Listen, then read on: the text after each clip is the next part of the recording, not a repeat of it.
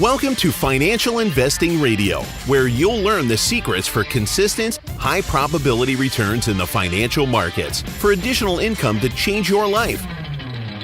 Grant applies consistent, high-probability trading systems for the financial markets.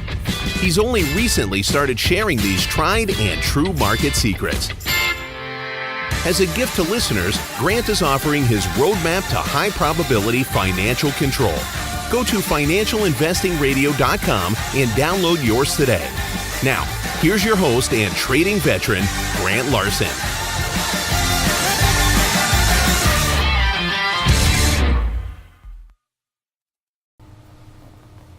Hey everybody, it's Grant. Hey, thanks for joining. When I was a kid, we used maps a lot to find our way around the mountains.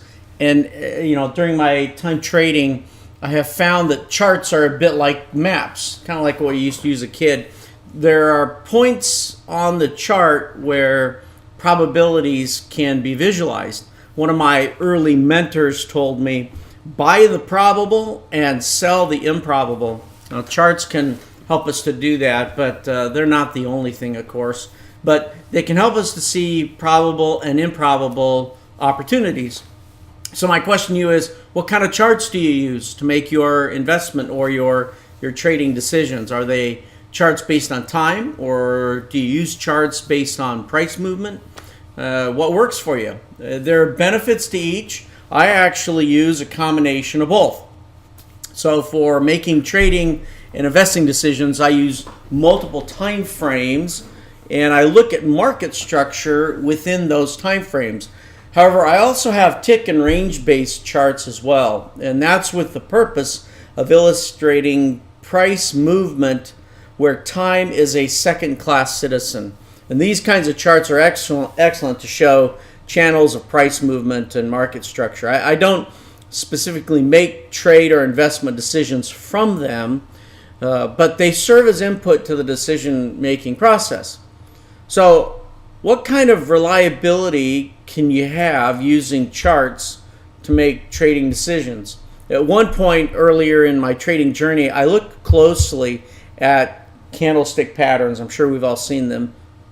I've not found them to be reliable in terms of making investment or trading decisions. They are certainly would never use them alone. They serve as input to a larger set of factors that are used when making a decision. In fact, my personal preference is to use the open, high, low, close bars instead of the candlesticks. I actually find more value in those. I find value in understanding or seeing more clearly where price entered and where price was at the close of any particular bar. So as I'd mentioned earlier, there are many kinds of charts, as we know. Certainly there's line charts, there's bar charts, of course. There's candlestick charts, volume charts, tick charts, range bar charts, point and figure charts, Renko charts, CAGI charts, and three-line break charts, and there's others. Now, there are other non-price-centric charts that I like to use in addition to range charts, and those are Renko. I like to see general market movement or major market movements with Renko charts, and those are helpful. And I've also used Heikin Ashi as well. I guess that's another one that I didn't mention. I'll use Heikin Ashi that has a certain algorithm that calculates, of course, how far price needs to move in order to paint, if you will, the next bar or the next candlestick. But in all, in the end, it's a balance of using certain kinds of charts for different purposes, and that's the main point here today. If you need to see time as a first-class citizen, then I think bar charts are the things to, thing to use. And you have several of them based on multiple time frames because there's certain context that's helpful. And it's critical to know if I'm going to use the chart for understanding time-relevant decisions. There are certain times of the month or times of the day when the market does certain things. So it's helpful to see a time-based chart and even to see that on multiple time frames, especially when you want to see what other investors and traders are seeing.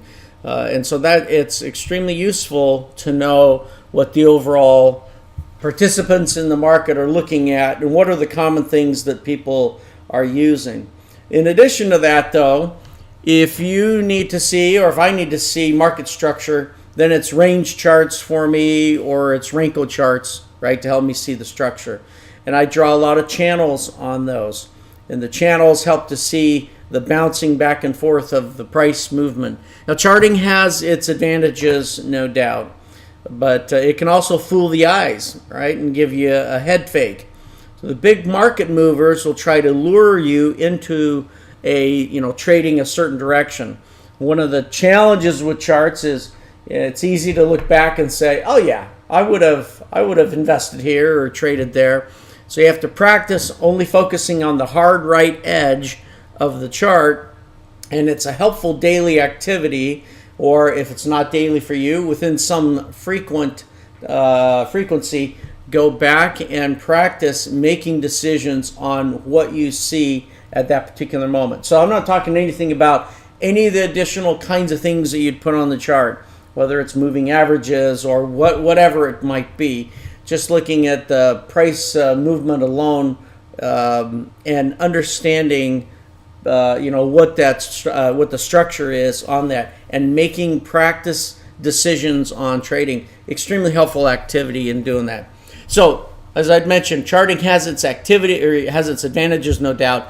But the people that are the market makers, they of course will lure you into trading a certain direction because you don't know what's past the right edge. And so a lot of chart usage comes down to how often you anticipate making trading or investing decisions, and then creating the right mixture of chart types, things that focus on time, things that focus on structure, and then train your eyes and your trading system to recognize those opportunities. So as you settle in on how often I'm going to be involved in the market, and then you settle in what is the right recipe for me in terms of the blending of time-based and non-time-based charts, then you train your eyes to recognize the opportunities, recognize the highly probable and the highly improbable times, and then understand what's my strategy, right? As I mentioned at the beginning, you're going to buy the probable and you want to sell the improbable. So in reality, I found that after you do all that, it's actually more critical to be able to take a loss and be able to think clearly and learn from that. In other words, it's not all about the charting, right? You've got to have the charts, but in reality, the best investment and trading opportunities and skill sets as a trader, from what I found, is being successful at defining your loss management and being in control of that. Even with all the chart work that you do, there will be times that you're just faked out. And so you got to have the strong loss management. So charting is important, but being able to lose while preserving capital and sticking to your system is more important. I'll talk more later about the art of losing so that you can win in an upcoming episode. So for now, thanks for joining. Until next time, don't trust everything the chart's telling you. Thank you for joining Grant on Financial Investing Radio. Remember to subscribe and leave feedback. Don't forget to download your free roadmap to high probability financial control before you make an investment decision. Visit financialinvestingradio.com now.